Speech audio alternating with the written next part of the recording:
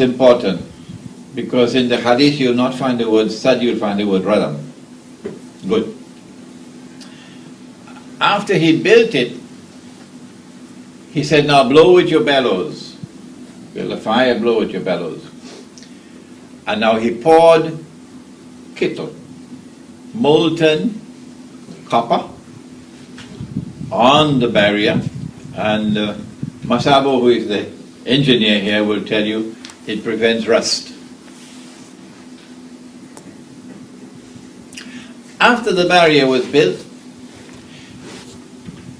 Gog and Magog could neither penetrate nor could they scale the barrier.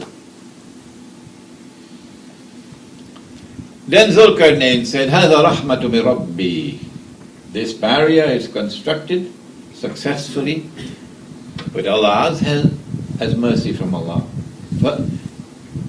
هذا رحمة من ربي فإذا جاء وعد ربي جعله دكاء. Could Alexander, who worshipped the Greek gods and goddesses, could he say this? Huh? When will they wake up? He said, when that time comes of which my Lord has won, He is going to bring down this barrier. He is going to do it. وَكَانَ وَعْدُ رَبِّي حَقًّا. And then the warning of my Lord will come to pass. Gog and Magog are going to be let loose in the world. And since they have PhDs in facade, now we understand. The demolition job going on around the world today can only have one explanation, only one. This is the explanation. When they are released into the world, what kind of world will it be? This is why you have the word Karnain. Two horns or two ages. If you take the two ages as the meaning, that was one age. And what a world it could have been. And now this is the second age. Because I have created creatures of mine, so powerful that none but I can destroy them. This is Hadith al-Qudsi, direct speech of Allah subhanahu wa ta'ala in Sahih Muslim. And so power in the world now, power which cannot be challenged, no, will now be released, and this power will rest on foundations which have to be godless to be agents of facade. Because godly people, righteous people don't act in that way. And so power will now be used in a manner which is opposite from that first stage. In that first stage, power rested on the foundations of faith, and power was used to punish the oppressor. Remember? And now power will be used, power which rests on foundations which are godless, power will be used to oppress. Are you beginning to understand the world in which we live today? That one is a power you can trust because it is on foundations of godliness. And anyone who has the truth in his heart must have the truth on his lips. So you can trust him. But now this one, there are three categories of lies. Did you know about it? There are lies, and then there are great lies, and then there is 9/11.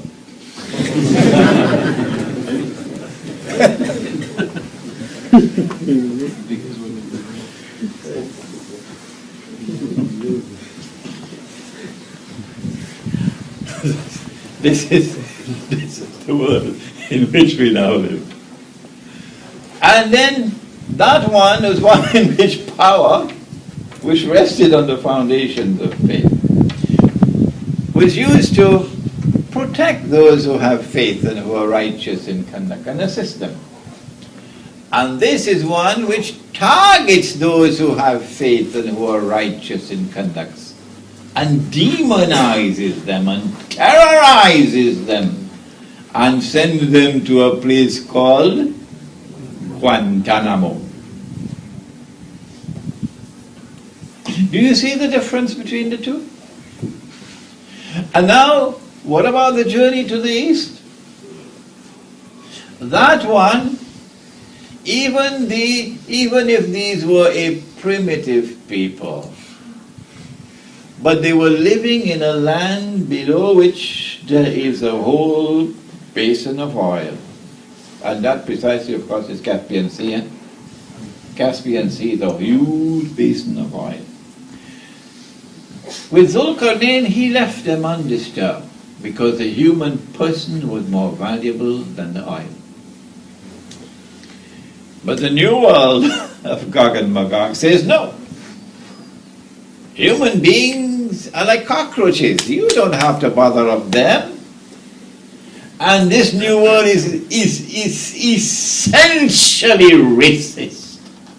Racist to the core. And they're not like us. So they are dispensable. The oil is what we want. And we go after the oil without regard for human rights. Or there are people who are living a primitive way of life. So they only take from the earth enough for their daily sustenance. And they show reverence for rivers. And they would be horrified, absolutely horrified, to find a people taking all the sewage from a town and pumping it into a river. Are these human beings? Or are they some satanic force? This is how that primitive man would respond. And now these people come who are agents of facade and say, we will not allow you to live that way. And so they take them out of the setting in which they are living, the primitive way of life, and bring them into what I call the blue jeans Jamaat. And so we have two ages. We have that age and we have this age. And you can now understand the world in which you live, and you can now look back to see the world that you could have lived in. This is the Quran addressing mankind. If only we'll take a little time to go to the Quran.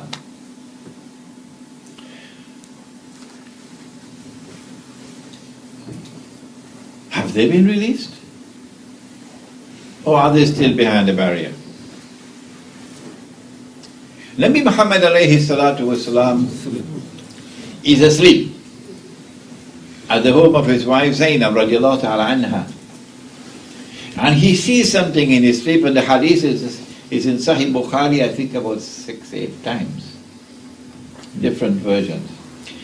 He sees something in his sleep which is terrible, terrible, terrible, terrible. And he wakes up from his sleep, it's a vision, and his face is flushed red. What did he see? And he says to her, وَيْلٌ لِلْعَرَبِ مِنْ شَرٍ قَدْ اقْتَرَبَ. Woe unto the Arabs because of a great evil which has now been released. Now it's close upon them. And then he raised his hand like this, and he said, today a hole has been made in the radam. That's the word used, radam, that Zulkarnain built, because they had asked for a sad, and he built a radam. So Nabi Muhammad alayhi salatu wasalam uses the word brother. Today a hole has been built, indicating that the release of Gog and Magog, which can only take place when Allah chooses. فَإِذَا جَاءَ وَعْدُ رَبِّ جَعَلَهُ دَكَّاءَ. The release has now commenced, so the barrier is going down. She then asked, أَنُهْلِكَ, will we be destroyed? And there are righteous people living amongst us? He said, Na'am. We meaning the Arabs, because he said, وَيْلُ لِلْعَرَبِ. Will we be destroyed when there are righteous people living amongst us? He said, Na'am. إِذَا كَثُرَ الْخَبَثِ. When khabath, nastiness, immorality, what today can be called moral garbage, when it prevails, at that time, the destruction of the Arabs will take place. We are now living on the very brink of the destruction of the Arabs. On the very brink of it. It's a terrible time coming ahead of us. And so from the hadith in Sahih Bukhari, it is as plain as daylight. And from our examination of the world around us, it is as plain as daylight that Allah brought down that barrier long years ago. That Gog and Magog, who are human beings.